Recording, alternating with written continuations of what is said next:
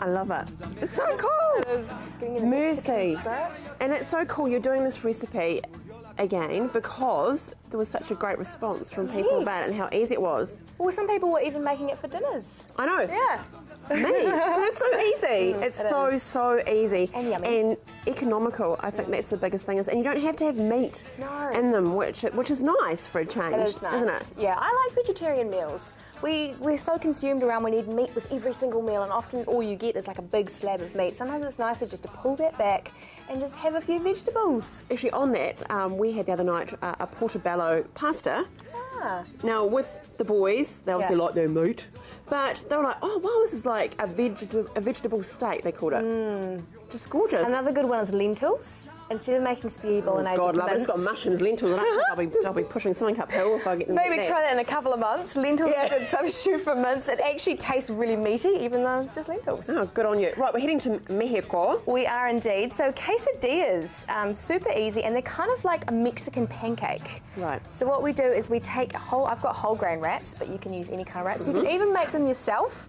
I actually make my own wraps sometimes, but this was just a quick, easy thing that I bought from the supermarket. Yes. And I'm using like the mini ones because my pan's not quite big enough for the big ones. And these are wholemeal ones, though. Yes, yeah. That's so cool. it's slow grain, you know, that kind of thing. It's like slow processing in your body, so it's better for you, better than that white refined flour going on there.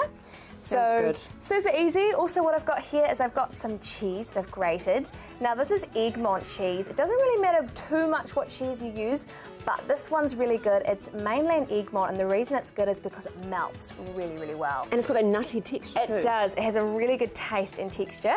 And then in here, I've actually got some char-grilled red peppers. And now I just bought these in a jar. It's great because this time of year, your red peppers, they're a bit costly. So I got these in a jar and they last for ages. And then I've also got some coriander there and some jalapenos. How divine. They're actually wonderful. I know from my time in Italy, just that with some fresh mozzarella on some fresh bread, and that is just heaven.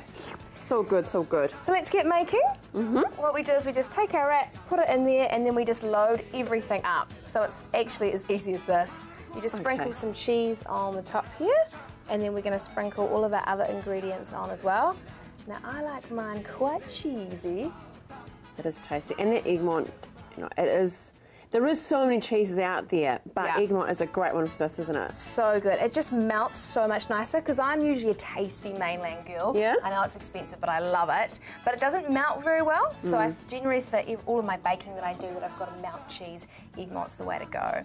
Good. So I'm just going to spread lots of these on. And again, you can substitute whatever you want in here. So if you wanted sun-dried tomatoes, you could put those in. Or if you wanted a little bit of red onion, that would also be nice.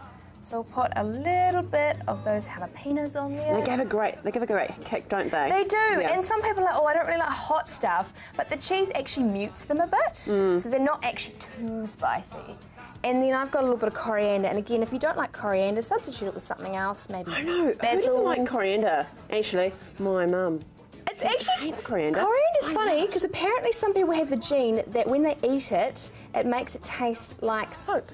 Really? There's some gene that some people have that when they eat coriander, it tastes like soap. Okay. It's really quite odd, but I love it. And then all we do is we stick the top on, and I'm just going to crank this up, and we wait for it to cook. It doesn't take too long. I was actually quite surprised.